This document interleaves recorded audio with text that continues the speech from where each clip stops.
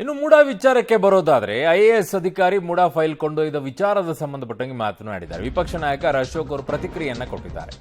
ಈ ವಿಚಾರ ನಮಗೆ ದಿಗ್ಭ್ರಮೆಯನ್ನ ಮೂಡಿಸಿದೆ. ಭೈರತಿ ಸುರೇಶ್ ಎಷ್ಟು ಫೈಲ್ ತಗೊಂಡು ಹೋದ್ರೋ ಗೊತ್ತಿಲ್ಲ. ಐಎಎಸ್ ಅಧಿಕಾರಿ ಮೂಡಾ ಫೈಲ್ ಹೊತ್ತೊಯ್ದಿದ್ದಾರೆ ಅಂದ್ರೆ ಏನರ್ಥ ರೀ ಅದರದ್ದು? ಅಧಿಕಾರಿಗಳೇ ಮೂಡಾ ಅಕ್ರಮದಲ್ಲಿ ರಕ್ಷಣೆಗೆ ಮುಂದಾಗಿರುವುದು ಸರಿಯಲ್ಲ. ಪ್ರಕರಣ ಸಿಬಿಐ ತನಿಖೆಗೆ ಕೊಡಬೇಕು ಅಂತ ಅಶೋಕ್ ಅವರು ಆಗ್ರಹಿಸಿದ್ದಾರೆ.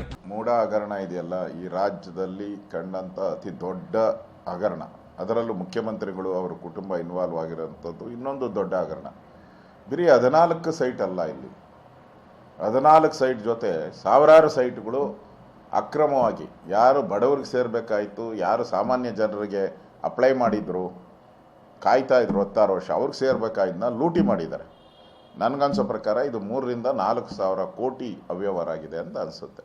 ಆ ದೃಷ್ಟಿಯಿಂದ ಈಗ IAS ಅಧಿಕಾರಿ ಅವನು ಮಾಡಿರೋ ತಪ್ಪನ್ನು ಮುಚ್ಚಾಕೋಣಕ್ಕೋಸ್ಕರ 100% ಈ ತನಿಖೆ ಅಂದ ತಕ್ಷಣ ಅವರು ಅಲ್ಲಿಂದ ದಾಖಲೆಗಳನ್ನೆಲ್ಲ ಮಾಯ ಮಾಡಿರ್ತಾರೆ, ತಿದ್ದಿರ್ತಾರೆ, ವೈಟ್ನರ್ಗಳು ಹಾಕಿರ್ತಾರೆ. ಇದ್ರ ಬಗ್ಗೆನೂ ಕೂಡ ನಾವು CBI ತನಿಖೆ ಆಗ್ರಹ ಮಾಡ್ತಾ ಇದ್ದೀರಿ.